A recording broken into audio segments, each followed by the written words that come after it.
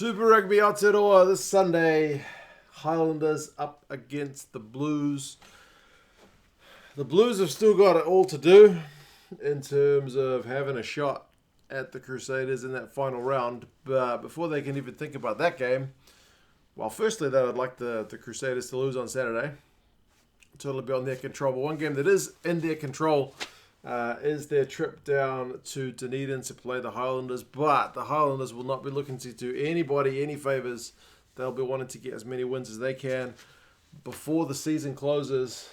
And they've named a pretty strong lineup for this one. It's not been a happy hunting ground down in Dunedin for the Blues. I think the last time they won, I read, was 2011 down in Dunedin. So it's been a long time between drinks for a Blues side to come back north, having picked up a win.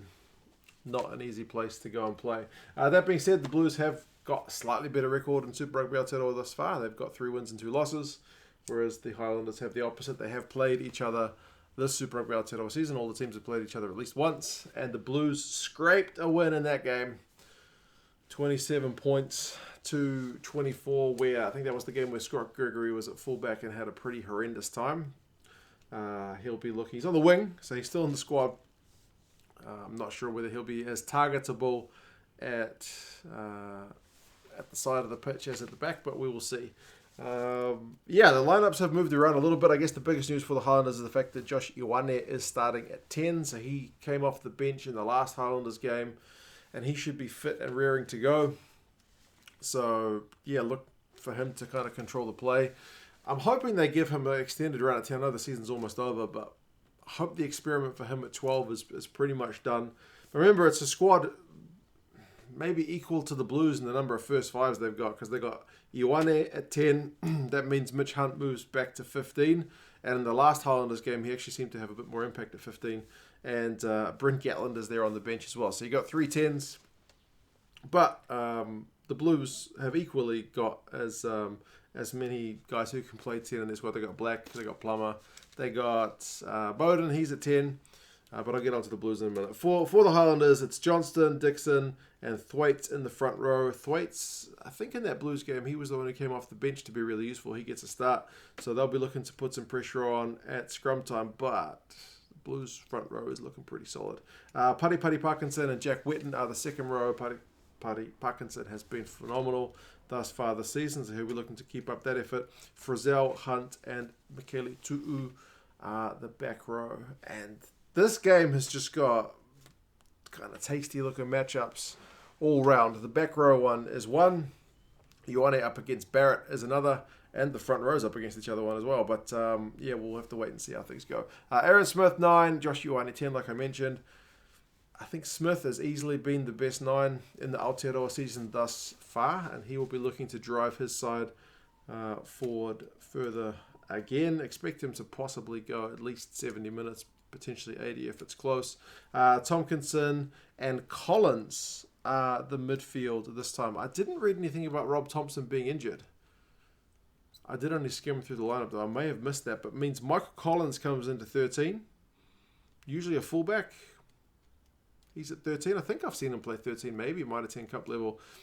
Josh Mackay and, as I mentioned, Scott Gregory are on the wings, and Mitch Hunt, as I mentioned, is at fullback. Michael Collins at 13. Maybe Rico Ioane will be he'll be licking his lips at the prospect of running at him, but they used to play with each other, so it's possible that Michael knows all of Rico's moves. We will have to wait and see. It's interesting, Nareki is on the bench. I thought he was really good value when he came on. Maybe he's there for that aspect of a super sub, but personally I would have started him at 11, but what do I know? I am not a former All Black like Aaron Major is, so we'll go with what he says. For the Blues, Tui Nukuafe and Tua Ngafasi are the starting props. That's why I mentioned the Blues front row should be pretty good. Definitely in terms of the name value, you go with those 2 Blues guys, but I don't underrate the Highlanders guys by any means. Kurt Eklund is there because James Parsons is still not injured, and Eklund was really good last week as well. So let's look forward to... I think he played 80 again too, so we'll see how he goes. They'll be wanting the lineup to be solid, and part of that will be Tupulotu and Kali Tuioti. in the second row. Tuipulotu, has he been the form lock of the Aotearoa season? It's competitive with the likes of Blackwell, Parkinson, but I think I would go with a bit of Blues bias for Tuipulotu having kind of a career year, at least in the Aotearoa season. Papali'i, Gibson, and Akira Ioane is the back row. So honestly, something about back row battles that seems to do it for me, because the idea of, I don't know, Michaeli Tu'u up against Akira Ioane, that's a pretty exciting prospect. Blake Gibson, who's going to be more effective at the breakdown, him or Dylan Hunt? We'll have to wait and see. Dalton Papali'i and Shannon Frizzell. Papali'i's not necessarily an out-and-out 6, whereas Frizzell probably is, so maybe a bit of go-forward ball from there, from the back rows and the Highlanders, but we'll see. Finlay Christie, Bowden Barrett, 9-10. Good to see Barrett getting a run at 10. I think he'll probably play out the rest of the season from 10, but we'll wait and see. Faiane and Ioane are the midfield, and as I mentioned, Michael Collins will be under the pump defensively, but Theo Tompkinson's no slouch. He'll be helping out too. And Mark Talea, Caleb Clark, and Matt Duffy round out the back three. Talea started out the Aotearoa season with a bit of a hiss and a roar. It's kind of eased off a little bit. Maybe people are a bit more aware of what he was doing, and he was doing it prior to lockdown as well.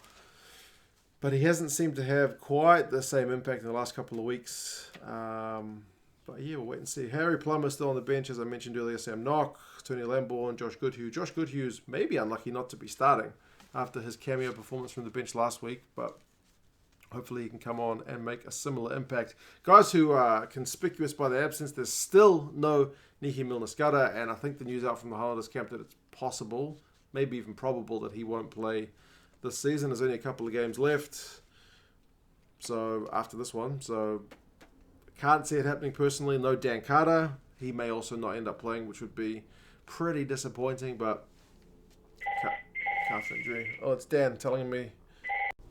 Right. Just saying that. It's Dan Carter calling me to say it, telling me maybe he's ready to play. Still no Satutu. Still no Dan Carter. Still no Nihi Milner-Skudder. Will we see these guys back before the end of the season?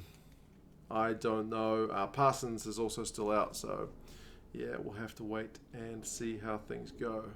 But yeah, as I mentioned, the Blues haven't had a lot of fun down in Dunedin in recent times, but they are the favourites for this one.